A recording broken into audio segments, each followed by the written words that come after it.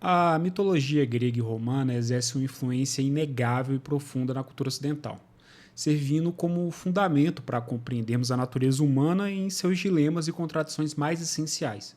Os deuses e os heróis dessas narrativas transcendem seu caráter mitológico, para se tornarem arquétipos quase que atemporais, encarnando em suas histórias virtudes e defeitos universais, do amor mais sublime ao ódio mais devastador, da vingança cega à arrogância que precede a queda.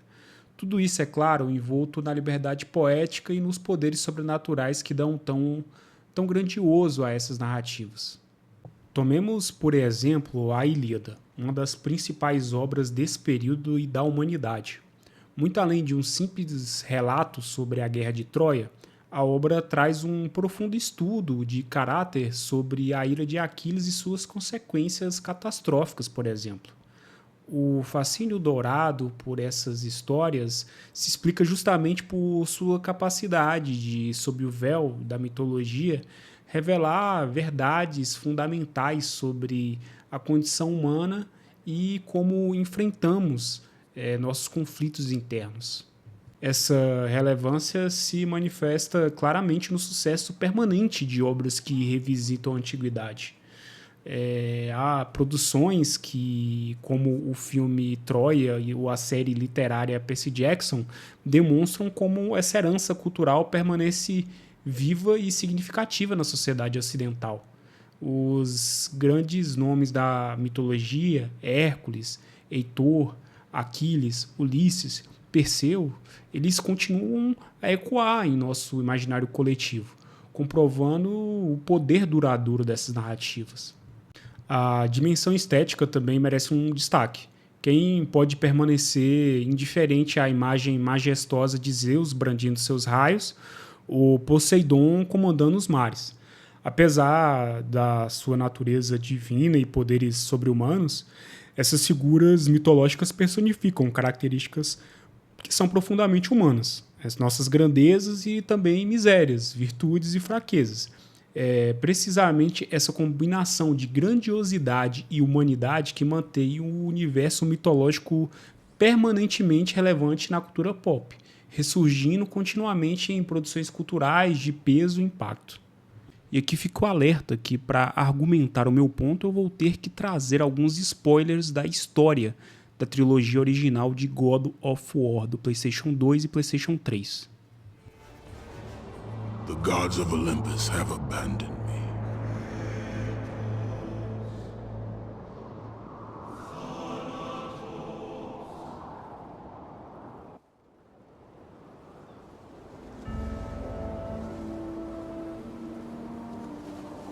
Now there is no hope. And Kratos cast himself from the highest mountain in all of Greece. After 10 years of suffering, 10 years of endless nightmares, it would finally come to an end. Death would be his escape from madness.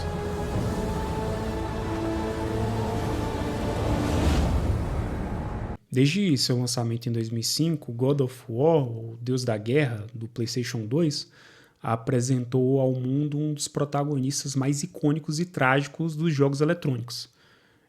Muito disso, além de estar ambientado na mitologia grega, trazer muito dos elementos, dos dramas e, enfim, da humanidade presente na movimentação dessas histórias. O Kratos era um espartano que personificava a fúria em sua forma mais pura. Sua história no jogo começa a ser motivada com um pacto fatídico. Diante da iminente derrota contra os bárbaros de Auric, ele implora por poder, e o preço seria a sua lealdade eterna ao deus da guerra. Armado com as lâminas do caos, Kratos massacra seus inimigos, mas essa vitória acaba sendo o primeiro passo dele rumo ao inferno pessoal. O verdadeiro horror da trama se revela quando Ares, buscando criar o guerreiro perfeito, livre de quaisquer laços humanos, manipula Kratos para que ele mesmo assassine sua esposa Lisandra e sua filha Calliope. Esse momento não é apenas trágico, é fundador. As cinzas da sua família grudam-se permanentemente em sua pele, transformando-o no fantasma de Esparta, um homem condenado a carregar fisicamente o peso do seu crime. O que se segue é um ciclo vicioso de violência e manipulação divina.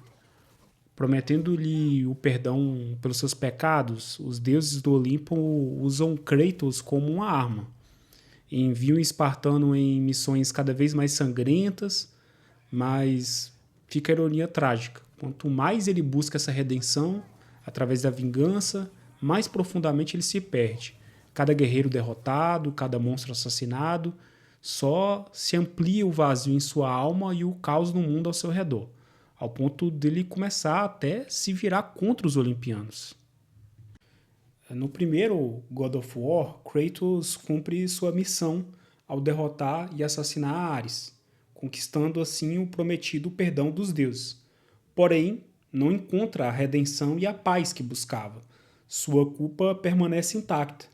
Em um ato de desespero, tenta tirar a própria vida, apenas para ser transformado no novo deus da guerra até contra sua vontade. Mesmo nessa nova posição divina, o Kratos continua sendo assombrado pelo seu passado e acaba repetindo os mesmos padrões de violência e vingança. Essa obstinação o leva a um confronto fatal com Zeus no segundo jogo, no qual ele acaba sendo traiçoeiramente morto pelo pai dos deuses. Porém, nem mesmo essa morte oferece um descanso ao fantasma de Esparta. Ele consegue escapar do submundo, vindo até mesmo a se aliar com os titãs na sua sede por vingança. E é nesse momento que a narrativa revela a verdadeira dimensão do conflito. O Kratos nunca foi meramente um guerreiro em busca de redenção, mas sim uma peça em um jogo de poder muito maior, uma marionete nas eternas disputas entre deuses e titãs, que transcendiam suas questões pessoais. Sua jornada, que parecia ser sobre culpa e perdão, revela-se parte de um ciclo cósmico, de traição e retribuição que se estende desde os primórdios da criação do mundo grego. No clímax original da trilogia, a jornada autodestrutiva de Kratos atinge seu ápice trágico. Movido por uma fúria que consumira tudo em seu caminho, ele ascende ao Olimpo, deixando um rastro de deuses e titãs mortos e cidades em ruínas. Em um momento crucial de paradoxal lucidez, encontra, encarcerado na própria mente, em Pandora, a própria encarnação da esperança que sempre rejeitara, o perdão que tanto buscou nos campos de batalha. Esta redenção interior, conquistada através da compaixão alheia e autoaceitação, e não da força bruta, contrasta violentamente com toda a trajetória anterior de Kratos. Mesmo após derrotar Zeus e reduzir a Grécia a escombros, a verdadeira vitória lhe escapa quando Atena revela seu último jogo de manipulação.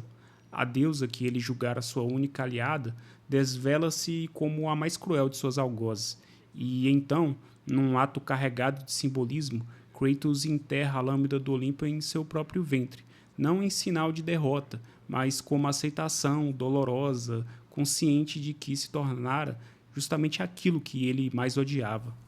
Esse flagelo violento transcende o mero gesto físico. É a materialização de uma epifania devastadora. Cada golpe contra si mesmo representa a compreensão tardia de que sua jornada de violência não apenas falhou em trazer paz, como também o transformara naquilo que mais odiava. Ao buscar destruir os deuses, Kratos tornara-se tão cruel quanto eles. Ao perseguir vingança, tornara-se escravo do seu próprio ódio. E no silêncio ensurdecedor que se segue o seu último golpe, resta apenas a constatação que ele não vencera seus demônios, tornara-se um deles, completando assim sua trágica metamorfose de vítima a algoz, uma perfeita história de mitologia grega. É interessante notar como o público brasileiro abraçou o Kratos com tanta paixão.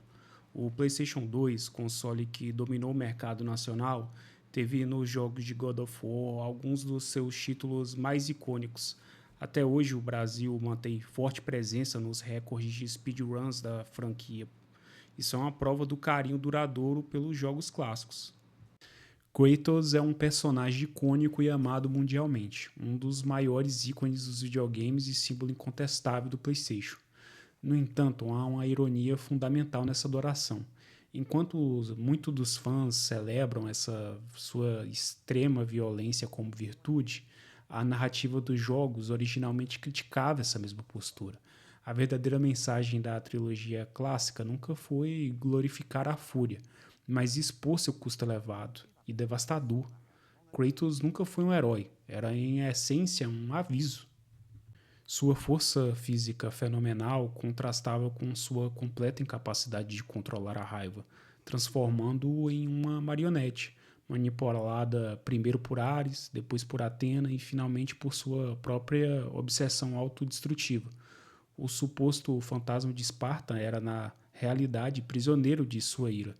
Eu sei que a estética do gameplay é muito legal, ainda mais para um jovem, mas é preciso ver a mensagem da trama. O ato final do Kratos, quando se fere repetidamente com a lâmina do Olimpo, não é um momento de poder, mas de desespero absoluto. Representa a tentativa derradeira de um homem que, após destruir tudo ao seu redor e a si mesmo, busca recuperar algum controle sobre sua própria existência. Essa cena ela sintetiza o cerne da narrativa, a violência. Mesmo quando aparentemente justificada, perpetua apenas mais violência. Esta lição crucial, aprendida através de um sofrimento incalculável, estabelece as bases para a evolução do personagem nos jogos posteriores, nos quais Kratos finalmente compreende que a verdadeira força reside em saber quais batalhas não devem ser travadas. E serve também de lição para todos aqueles que jogaram e acompanharam o Fantasma de Esparta. I am the God of War! Então, nós temos de volta Kratos em God of War de 2018. Essa reinvenção não é anunciada com um discurso grandioso, mas revelada em gestos bem sutis. Seus braços, outrora instrumentos de destruição em massa, agora carregam lenha, com um cuidado quase que ritualístico. As cicatrizes que marcam seu corpo contam histórias distintas. As mais antigas são profundas e regulares, falam de uma fúria desmedida. As mais recentes são limpas, precisas, mostram um controle dolorosamente conquistado. Cada movimento contido, cada olhar medido para não assustar o Atreus, revela um homem que aprendeu a temer sua própria força. Embora nunca apareça viva, a presença da Fei permeia a narrativa como um fantasma benevolente. Seu machado, deixado para Kratos, não é apenas uma arma, é um símbolo de confiança depositada em seu processo de redenção. As marcas de tinta que guiam o pai e filho pela jornada mostram sua compreensão profunda de ambos. Ela sabia que Kratos precisaria de uma direção física para aprender a navegar sua transformação interior. Quando ele finalmente espalha suas cicatrizes no pico mais alto dos Novos Reinos, não está apenas cumprindo um último pedido, mas aprendendo a lição que sempre lhe escapou na Grécia, a de deixar ir. Os momentos entre Kratos e Atreus ganham profundidade quando contrastados com memórias da educação espartana. O mesmo homem que foi criado para ver compaixão como fraqueza, agora segura a mão do filho em penhascos perigosos, esconde ferimentos para não preocupá-lo e luta para articular palavras de afeto, com a mesma dificuldade que outros teriam em empunhar espadas pesadas. Kratos é o pai tão bom quanto ele pode ser. Quando Freya o confronta e ele escolhe o diálogo em vez da violência, sua expressão não mostra fraqueza, mas o cansaço profundo de quem já semeou o vento demais e colheu tempestade suficiente para durar várias vidas. A sequência do templo grego na mente de Kratos encapsula toda a sua jornada. Os espelhos quebrados refletem a sua autoimagem fragmentada, enquanto correntes de cinzas representam uma culpa que ele aprendeu a carregar sem se deixar estrangular por esta. A lâmina do Olimpo, que outrora foi símbolo máximo do seu poder, jaz enferrujada e inútil, testemunha silenciosa de que sua antiga fúria não tem mais lugar no mundo que ele próprio deseja e escolheu construir. A transformação de Kratos no jogo de 2018 e sua evolução ainda mais acentuada em Ragnarok geraram um certo estranhamento em parte do público. Muitos fãs clamavam pelo retorno do fantasma de Esparta em sua forma mais crua, aquele guerreiro impossível, movido por uma fúria cega e inconsequente que marcou os jogos originais. No entanto, essa mudança não representa uma quebra de caráter, mas sim uma evolução orgânica e necessária. O Kratos que vemos na Era Nórdica é um homem que carrega séculos de experiência, tendo aprendido da maneira mais dolorosa possível que a violência desmedida só gera ciclos intermináveis de sofrimento. Seria não apenas improdutivo para a narrativa, mas verdadeiramente empobrecedor se, após todas as suas experiências na Grécia, incluindo o pavoroso assassinato da sua própria família e a destruição de todo o panteão divino, que Kratos permanecesse exatamente o mesmo. Sua jornada de amadurecimento abre espaço para novas camadas de complexidade emocional e desenvolvimento de personagens que seriam impossíveis com uma postura estática.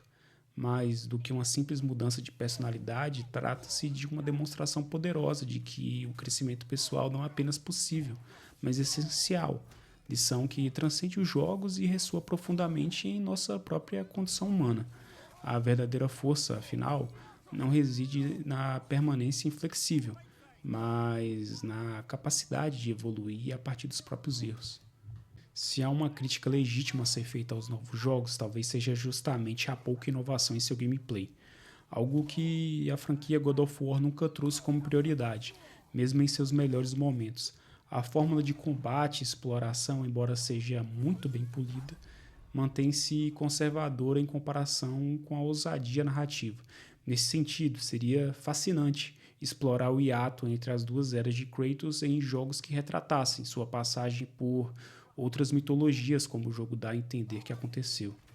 Como um andarilho entre os mundos, quais lições Kratos teria aprendido antes de chegar a Midgard? Quais outras culturas, acontecimentos e filosofias moldaram a sua transformação? Essa jornada intermediária pode mostrar de forma ainda mais orgânica a evolução que hoje só vemos já meio que concluída e provar que, assim como seu protagonista, a série ainda tem espaço para crescer sem perder a sua essência. E no final, o verdadeiro legado de God of War talvez seja mostrar que até mesmo os mais quebrados podem se reconstruir.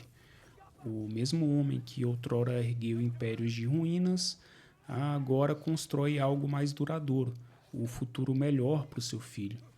E se há uma lição mais grega que essa, ela ainda não foi escrita nos mitos.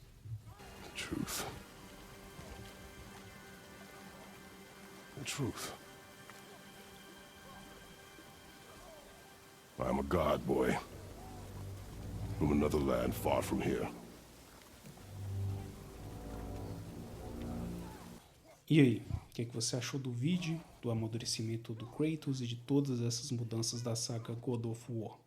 Peço que deixe seu like, por favor se inscreva e, caso se sinta à vontade, comente. Um agradecimento especial ao meu grande amigo e irmão Yuri que possibilitou esse vídeo. Muito obrigado a você que assistiu até aqui. Forte abraço.